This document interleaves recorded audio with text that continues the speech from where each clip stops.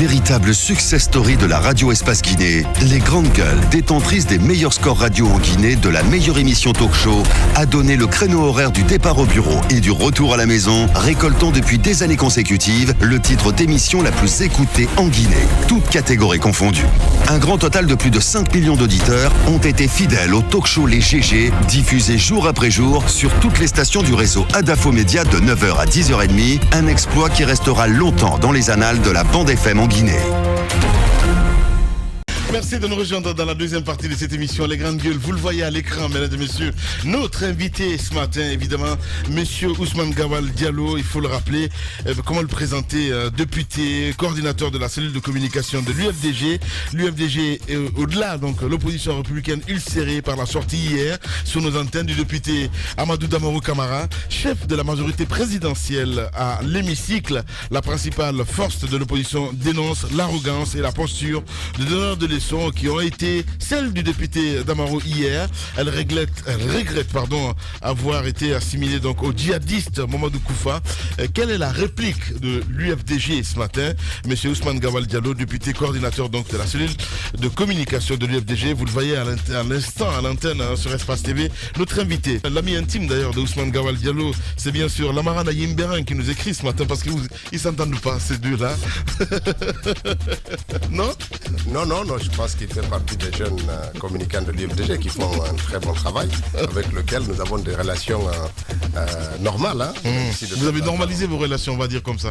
Disons, c'est normal, mais de temps en temps, comme dans un couple, il arrive qu'il y ait des discussions, mais il n'y a pas de séparation. Ah, ben voilà. Bonjour, bienvenue. Comment ça va ce matin, Ousmane Gawal Diallo? Très bien. Ouais. Vous n'êtes pas content ce matin du côté de l'UFDG. Hier, Damarou, évidemment, a fait cette sortie ici. Qu'est-ce que vous avez retenu de la sortie de Damarou? Disons que j'ai failli m'étrangler hier en écoutant Damarou. Sincèrement, vous auriez pu avoir sur la conscience la mort du député Ousmane Gawal parce que à ce point. J'ai trouvé les propos de Damarou extrêmement graves. Quelqu'un qui connaît ce qui se passe dans ce pays. Damarou est venu nous donner des leçons, nous assimiler l'UFDG au mouvement de Koufa. C'est déjà quelque chose d'extrêmement grave dans une république. Nous sommes un parti républicain, ce n'est pas à démontrer.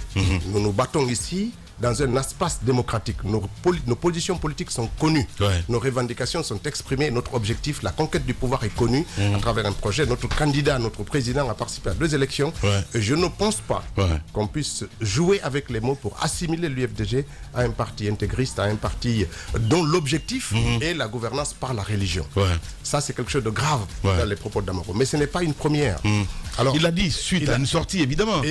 Si vous avez du mal, évidemment. Ne résume pas l'histoire d'une. Il réagissait à la sortie de votre vice-président, Dr Felo Ousmane. Le vice-président a dit un mot qui est interprété par certains de très abusivement, mais cela ne suffit pas pour qualifier l'UFDG. Quand il dit qu'on va au djihad, quand il dit que ce mot djihad, on ne doit pas le galvauder, le prendre dans une considération purement, une vision occidentale qui considère le djihad parce que les terroristes s'en servent, et oublier que nous sommes d'abord des musulmans, on est dans un contexte ici, d'autres ont une interprétation et une compréhension de ce concept. Mais cela ne suffit pas pour qualifier l'UFDG d'un parti intégriste, c'est très grave. Et ensuite, c'est lui qui le parle, c'est Damarou. On se rappelle de tout. Pour rappel, il faut quand même situer Damarou dans l'histoire de la Guinée. En 85, la trahison qu'il a faite par rapport au Kandiara. D'abord, c'est pas lui qui portait la cassette, c'est un certain Ali Salia Kouyaté qui devait porter le message des putschistes de 85 à la radio. Damarou s'est précipité pour aller porter cela avec Colonel Diakité à l'époque, pour aller porter le message à la RTG. Pour quel motif? Ensuite, les arrestations qui en ont suivi. Tous ceux qui ont vécu cette étape-là, il y en a encore qui vivent avec les stigmates de la torture de l'époque. Sauf lui, bien entendu. Lui, s'en est tiré avec une maison aux États-Unis, avec un exil doré. On sait ce qui s'est passé ici. Est-ce que ces personnages-là, qui militent dans un parti, dont le président, qui est aujourd'hui le chef de l'État, a été condamné dans notre pays pour atteinte à la sûreté de l'État et pour rébellion, et dont des anciens rebelles viennent à l'Assemblée générale pour revendiquer leur participation à la rébellion et probablement à l'assassinat de certains officiers ici comme Panival. Est-ce que ces gens sont les plus aptes, les plus qualifiés pour traiter l'UFDG d'une institution terroriste?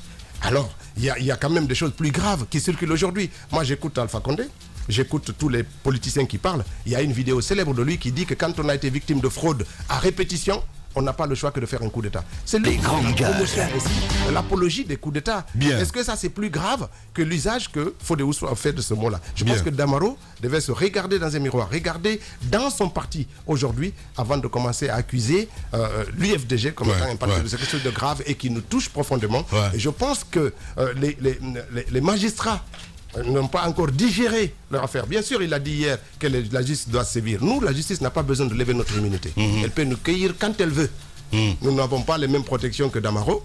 Quand la justice a besoin de... le message. Alors vous regrettez, est-ce que vous regrettez aujourd'hui le fait que vous ayez refusé, vous avez participé quand même au refus du bureau de l'Assemblée nationale de faire lever son immunité? Je vais parler par exemple de votre vice-président qui siège au sein du bureau, mais d'autres membres de l'UFDG.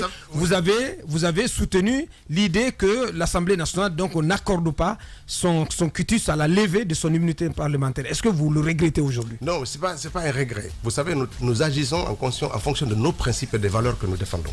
Nous sommes dans une institution, nous ne regardons pas les émotions qui entourent les mécontentements que telle ou telle personne peut nous procurer pour agir en conséquence. Nous avons des valeurs que nous soutenons, des valeurs d'indépendance des institutions et du bon fonctionnement démocratique de celles-ci.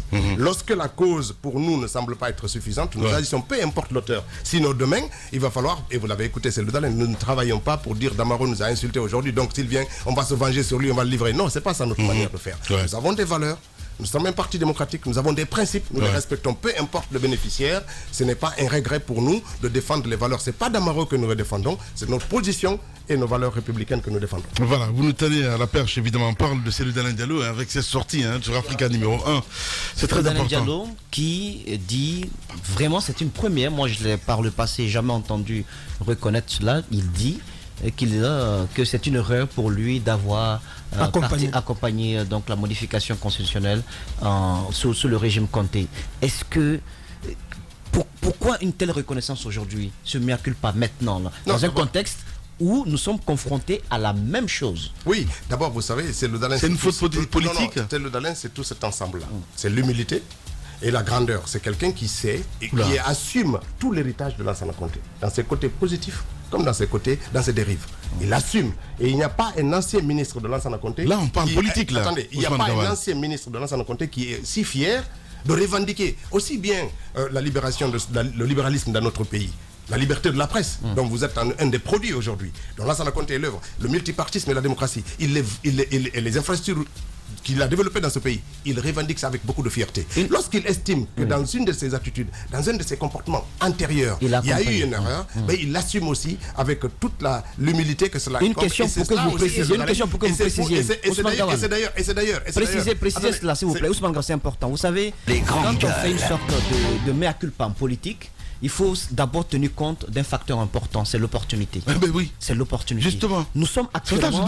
On parle politique là, justement. Dans une sorte de gouffre. C'est une faute. Nous parlons de nouvelles constitutions, de modification, de velléité du président Alpha Condé de se maintenir au pouvoir. Non, mais ça dépend de Cellou Dalein Diallo est à la tête, en tête de peloton pour la défense de la Constitution. Reconnaître maintenant que ça a été une erreur pour lui d'avoir par le passé accompagné c'est une modification constitutionnelle au profit du président du feu général Lansana Conté, ça donne beaucoup à réfléchir. Ceux qui sont là aujourd'hui, qui cherchent la même chose, vous diraient, si la question leur était posée, permettez-nous aussi, 10 ans plus tard, de nous excuser, de dire que nous avons commis une erreur aussi, comme Cellou Dalein Diallo. Je vais vous dire une chose. Donc l'opportunité, elle est très importante. Cellou aurait pu le faire, vous savez quand? Je pense un peu après son départ du gouvernement. Après, au temps du régime militaire, par exemple, on aurait pu comprendre. Mais le contexte qui est là, ça devient une sorte de récupération d'un contexte qui doit s'exprimer là. Je pense que, et c'est ça, Moussa Moïse, c'est là qui est l'intérêt. Vous dites le contexte et l'opportunité. C'est maintenant qu'il y a un contexte qui est presque similaire à ce qui était le contexte de l'époque. Et aujourd'hui, il assume. Et il prend conscience. Il dit, oui, cela a été une erreur. Oui, cela a conduit à des dérives de notre pays. Il ne faut pas répéter. Et ceux qui étaient avec lui, les Kassori Fofana, les Kiridi Bangoura et toute cette galaxie qui tournait autour de Lansana Conté sont là aujourd'hui. Il aimerait inviter ces gens-là, il aimerait inviter les gens-là à prendre conscience. La question de Moussa est claire. Sur votre antenne, la question de Moussa est claire. L'opportunité, c'est quoi? Sur votre antenne, c'est pas une première. C'est le Daleng est venu ici dire que oui, il s'était trompé en accusant le fils de Alpha Condé sur une affaire de marché public. Il sait faire ça. Lorsque l'opportunité est là, lorsque le contexte est prêt, il sait assumer aussi bien ce qu'il fait de mieux et ses erreurs. Et je pense que c'est là qu'on attend d'un chef d'État aussi. Alors autrement, aujourd'hui, que ce soit au sein de l'UFDG ou au sein du FNDC, vous ne reconnaissez pas que vous avez des personnes, comme le disent vos adversaires, qui n'ont pas la légitimité d'en parler, et dont Cellou Dalein Diallo en ferait partie. Est-ce que c'est eux qui donnent cette légitimité? La légitimité, c'est bien entendu lorsqu'on s'est battu par le passé pour soutenir un projet similaire. Aujourd'hui, est-ce que ces personnes peuvent avoir la légitimité de se lever contre, lorsque bien entendu d'autres qui aspiraient hier à venir au pouvoir étaient dans l'opposition et étaient en train de se battre contre, n'est-ce pas, un tel projet? Mais si je paraphrasais l'artiste qui dit que seuls les imbéciles ne changent pas, j'aurais dit qu'au moins Cellou Dalein a compris et ne veut pas être dans le lot là. Et donc nous invitons la classe politique à ne pas être dans le lot des imbéciles et de changer et de logiciel et de système pour qu'on puisse avancer. Il est tout à fait légitime de faire mea culpa. Qu'est-ce que vous voulez? Un homme, c'est un individu qui peut faire des bonnes choses. Parce que vous assumez vos erreurs. C'est ce que nous attendons aussi de nos chefs. Damaro est en erreur maintenant. Moi, j'aimerais bien mais il voudrait que tu lui permettes. Parce qu'ils l'ont dit. Ils disent qu'ils sont aussi peut-être... Ils ne sont pas en train de comprendre, comme Cellou au temps de Conté, qu'ils sont en train de commettre une erreur. Il voudrait que vous leur accordiez l'occasion, le droit de commettre une erreur. C'est plus tard de s'excuser. Ce que j'attends de Damaro, c'est qu'il vienne assumer son passé à la fois de putschiste et de traître. Que Alpha Condé vienne assumer les dérives de la rébellion et de l'atteinte à la sûreté de l'État. Il fasse mea culpa de là où ils ont conduit la Guinée, et des erreurs et des tragédies que cela a entraîné. Allez-y, pas encore d'aggraver la situation de notre vous disiez à quelques instants que Cellou est l'un des dignitaires, l'un des anciens dignitaires du régime de Conté, qui assume et qui est fier, qui est l'un des plus fiers donc de tout ce qui a été l'héritage de Conté. Alors, s'il en est ainsi, pourquoi hier, lorsque la question lui a été adressée par rapport au référendum de 2001, pourquoi n'a-t-il pas assumé cet autre pan de l'héritage de Conté? Assumer cela ne serait pas à dire que c'est une erreur. Ça veut dire que c'est assumé en prenant quoi? Il n'a pas dit que c'est une erreur, il n'assume pas. Il n'a pas dit qu'il n'était pas un acteur dedans. Non, il n'a pas dit ça, mais il dit que c'est une... Il reconnaît, je reconnais que c'est une erreur de ma part d'avoir accompagné. En disant que c'est une erreur, il n'assume pas. Mais ça il assume, il porte la responsabilité. Il dit j'étais là. J'ai participé. Et il dit après, finalement, je constate que c'est... Oui, mais il aurait pu défendre. Il aurait pu défendre. Il ne peut pas défendre ce qu'il lui-même il regrette. S'il ne défend pas, c'est que politiquement, il y a un dessein que cela vise, que sa communication vise. Ça vise à faire un inventaire du passé. Et c'est important aussi. Les Guinéens sont atteints de ça. Il dit, voilà, j'ai fait ça. Je constate aujourd'hui, avec le recul, que c'était une erreur. Bien. C'est cela un homme politique. Allez-y. L'erreur ne devrait pas sortir. Il devrait assumer entièrement cet autre pan de l'héritage et ne pas dire que c'est une erreur. Parce que le fait de dire que ça a été une erreur de sa part de participer à ce référendum n'est pas une sorte il ne s'assume pas. Il n'assume pas. Il devrait assumer en disant oui. C'est pas caché. J'ai bien peur qu'en sport, vous êtes un sportif que vous donnez du money time en ce moment du côté de RPG Arc-en-Ciel. Allez-y, Mafoudia. Alors, hier aussi, quand on a reçu Honorable, on a parlé, vous êtes attaqué comme ce que vous êtes en train de faire, mais on a fini par une question. Ces discours caustiques au niveau des QG. On parle plus, on s'attaque plus au lieu de parler de développement, des projets, de société, de ce qui ne va pas chez le Guinéen. Dites-nous à ce stade, qu'est-ce qu'il y a lieu de faire? Est-ce que déjà vous reconnaissez que oui, il y a ceci du côté de l'UFDG, mais comment y remédier? Comment revenir sur de bonnes bases et pouvoir proposer aux Guinéens de meilleurs débats? D'abord, c'est nécessaire de changer de registre du débat politique qui n'existe pas. En réalité, il n'y a pas de débat. Parce qu'il n'y a pas une confrontation de projets. Il n'y a pas un rapport de projet, il n'y a pas ça. Nous sommes maintenus dans un système qui fait que tout le débat politique guinéen tourne autour des questions électorales et de la surenchère verbale. Il faut le changer. Mais pour ça, il y a deux paramètres. Premièrement, il y a une prise de conscience des acteurs politiques. Mais deuxièmement, il y a l'institution judiciaire qui doit être opérationnelle. Même les discours stigmatisants ethniquement, j'ai écouté ce que Damaro a dit. Il y a des choses que nos lois punissent. Il faut que l'institution judiciaire sévisse et que toute cette barrière, et aussi il faut que les hommes politiques comme nous, qui sommes à l'Assemblée nationale, on n'a pas peur d'aller répondre devant les juridictions. Même si on est protégé par l'immunité, à un moment donné, quand tu as dit quelque chose, tu dois pouvoir assumer. Même si tu as une immunité ou n'importe quoi, tu dois pouvoir aller pour te blanchir. Et c'est devant les tribunaux qu'on assume. C'est pas venir derrière un studio. J'ai averti le ministre que c'est très dangereux de s'en prendre au pouvoir de la majorité, le président de la majorité, et j'ai vu comment il tournait la dérision. Quand le président a parlé hier, certains d'entre vous ont demandé pourquoi nous n'avons pas incriminé ça. C'est vrai, Alpha Condé s'est aménagé une immunité judiciaire parce qu'il n'a pas permis l'installation de la haute cour de justice, et pour lui et pour les ministres, donc ils sont hors juridiction. Or c'est dans ce monde-là qu'il y a ceux qui font plus de dégâts à l'usage des mots ethniques, à l'usage de la violence verbale. Et c'est à ceux-là qu'on répond aussi. Et c'est aussi, il faut dire que quand on est attaqué, insulté, l'usage des mots, nos militants aussi sont en attente qu'on ait le même verbe pour répliquer face aux attaques des gens qui viennent. Et donc cette surenchère verbale, pour qu'elle s'arrête, c'est d'abord l'État qui doit assumer sa responsabilité et les fonctionnaires assumer leur neutralité. Lorsque vous voyez ce qui se passe à Fria, les femmes qui ont parlé ici, elles parlaient juste pour revendiquer des problèmes sociaux. Quelle est la réponse de l'État? C'est la gendarmerie, c'est les charges, c'est la brutalité, et on a vu les images qui sont passées. Donc il faut que l'État soit plus républicain, plus respectueux des libertés fondamentales, plus respectueux de la liberté d'expression, et que la justice sévisse. Donc l'équité, en fait, qu'il n'y a pas deux poids, deux mesures. Absolument. Je comprends très bien ce que vous voulez dire. On reprochait encore hier à l'UFDG, c'était justement le fait que dans vos propos aujourd'hui, au niveau de vos QG, vous ne parliez que de ce que le pouvoir n'a pas su faire. Vous n'êtes plus dans la proposition, mais dans la dénonciation. Genre le pouvoir est incapable de faire ceci. Vous n'êtes plus dans la proposition, plus dans de bonnes réflexions. Est-ce que vous comprenez? Mais ça, ce n'est pas que l'UFDG. Nous sommes à l'Assemblée nationale. Même du côté du RPG Arc-en-Ciel. Ils se lancent des pics le week-end. Nous sommes à l'Assemblée nationale. Nous avons des propositions de loi. Nous sommes à l'origine de 5 propositions de loi de l'opposition guinéenne. Aucune des lois n'a été examinée à ce jour. Nous avons proposé sur la moralisation de la vie politique et économique. D'abord sur la corruption. On a vu très bien, il y a beaucoup de facteurs. Peut-être que les propositions dont elle voudrait parler, lorsque vous êtes en Assemblée générale, c'est de parler des propositions que vous avez faites en matière de développement dans votre projet de société et discuter de cela avec vos militants. Maintenant, pour les réponses, moi je vous ai bien écouté, votre intention de répondre à ces agents de l'État qui sont protégés par les juridictions.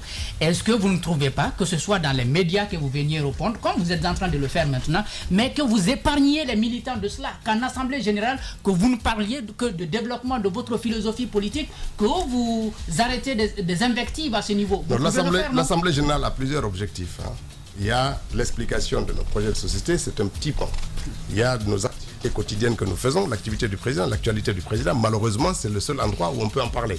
On n'est pas couvert par les médias publics. Si on veut parler à nos militants, c'est là qu'ils viennent qu'on les parle. Si au moins l'actualité était couverte normalement comme vous le faites ici, par les médias publics, on aurait eu notre discours là-bas. Ça, c'est 2 facteurs. Ensuite, on fait de l'éducation, de la sensibilisation, on fait des comptes rendus d'activité et après, on fait des réponses politiques aux attaques dont on fait l'objet, aux insinuations dont on fait l'objet, etc. Donc, il y a plusieurs paramètres et il y a plusieurs intervenants.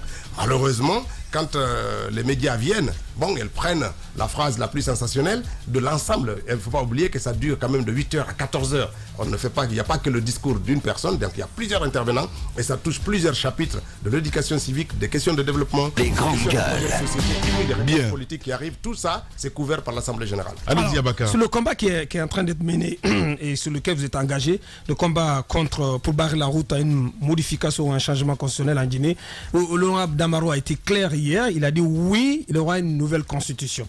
Mais il précise que vous, vos leaders, le vôtre et la cellule d'Alain Diallo, parce que à cause justement de ce qu'il a dit hier sur Africa numéro 1, et l'accusation qui est portée par M. Kiridi Bangoura contre Sidya Touré qui l'accuse d'avoir inventé le slogan ton pied mon pied, qu'à cause de leur implication, de leur participation à ce référendum, donc ce référendum de 2001, qu'ils ne sont plus qualifiés, ils ne sont pas qualifiés à date à porter à être au devant d'un tel combat. Que répondez-vous? D'abord, ceux qui sont au devant de ce combat aussi, c'est les forces vives. Dans le front, il n'y a pas que l'UFDG et l'UFR.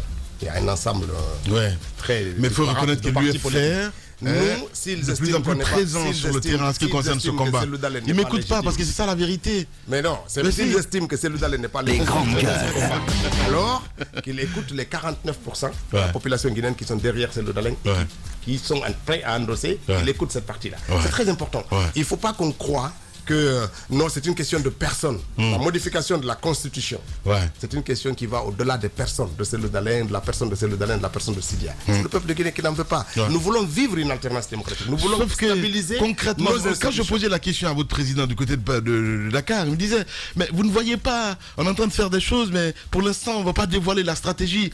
Après le ramadan, écoutez, vous travaillez sur quoi? Vous savez, la réaction monte en fonction de l'engagement de l'adversaire. On ne va pas. L'adversaire est plus déterminé. On verra. Sauf que vous êtes en retard. Les grandes gueules. Le RPG aujourd'hui, c'est un parti qui est mort. Ah bon? Le RPG, c'est les préfets, les sous-préfets, les gouverneurs et l'administration. Il n'y a plus. Moi, quand je viens à Gawal, on dit réunion RPG. Et l'UFR? L'UFR vit. Et survie. Survie. Bien sûr, en fonction de mais bien sûr, c'est quand même 12 députés à l'Assemblée nationale. L'UFR survit. Vous vous rendez compte de ce que vous dites là? Les grandes gueules. Sous l'autocratie, on survit tous. Écoutez, c'est pas que l'UFR, nous essayons de survivre tous sous cette dictature. Mais ce que je veux dire simplement, c'est que quand on regarde le RPG comme parti politique, il n'y a plus personne. Vous voyez leurs militants, c'est les fonctionnaires. Quand ils bougent, c'est toute l'administration qui se déplace. Et ce sont les cadres de l'administration. Il n'y a plus de parti. Donc aujourd'hui, c'est l'État, cette petite oligarchie de corruption qui va être face au peuple de Guinée. Et ça, s'ils pensent qu'ils sont déterminés, ils verront face. Je vais juste placer ça parce que Jacques le fait bien d'ailleurs dans le morning sur Radio Espace, a rappelé peut-être qu'on oublie l'essentiel à la fin du compte. Je parle de ces élections législatives, entre autres. Quand vous regardez un petit peu de la logique, tout le monde parle de ce troisième mandat, de la constitution, de la modification ou la nouvelle constitution. On oublie l'essentiel à la fin du compte. Et j'apprends que vous êtes tellement bien organisé du côté de l'UFDG que c'est juste incroyable, hein, en ce qui concerne évidemment les échéances.